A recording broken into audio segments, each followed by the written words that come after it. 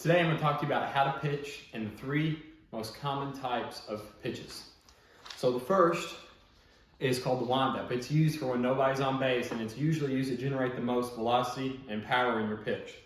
So you're going to start your feet square, and then you take a step to the left. Some people step forward, some people step back. It's just based on preference. But the main thing is you have an extra step unlike the stretch. So with the windup, you take a step out like I do, then you turn this foot even with the rubber on the mound, and you lift your leg up like this, and you move forward, and you separate your hands, and you come over the top or over the side, however you prefer, and you follow through. It's important to make sure that you're not lunging off the mound, but you're gliding down the mound, because when you're playing baseball and you're pitching, smoothness, if you feel smooth and look smooth, you're more than likely doing it right.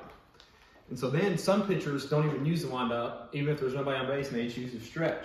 And it's pretty much a more simple way to pitch, but you might not get as much velocity behind the ball whenever you do it. So the rubber's right here, and you're gonna line up just like this, like your feet facing towards third base over here. You're looking at the mound, you're looking at the plate. And so you come set.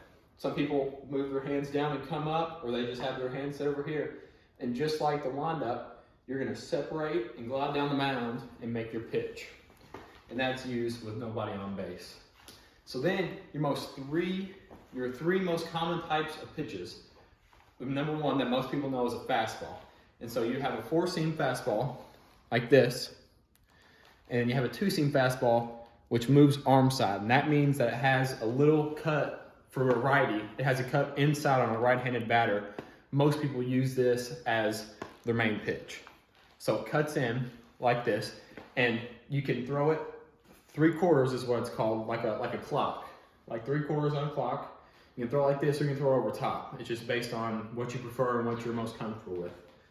And it's no pronation or anything with your arm, it's just straight. Then you have your curveball, which is traditional, is like this, or your knuckle curver is like this. And you can throw this many different ways. You can over the top, and you kind of quote unquote snap your wrist and create spin on the ball, and it curves. There's a 12-6 curve, and that means you're throwing really over the top, and it goes straight down like on the clock, 12 on the clock to 6 on the clock, straight down. Or you can have kind of a slurvy curveball, and that's where it starts more like at the 2 range and ends at like the 7 on the clock.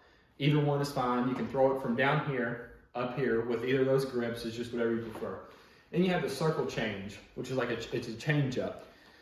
And on this one, it's a little different than all the other ones.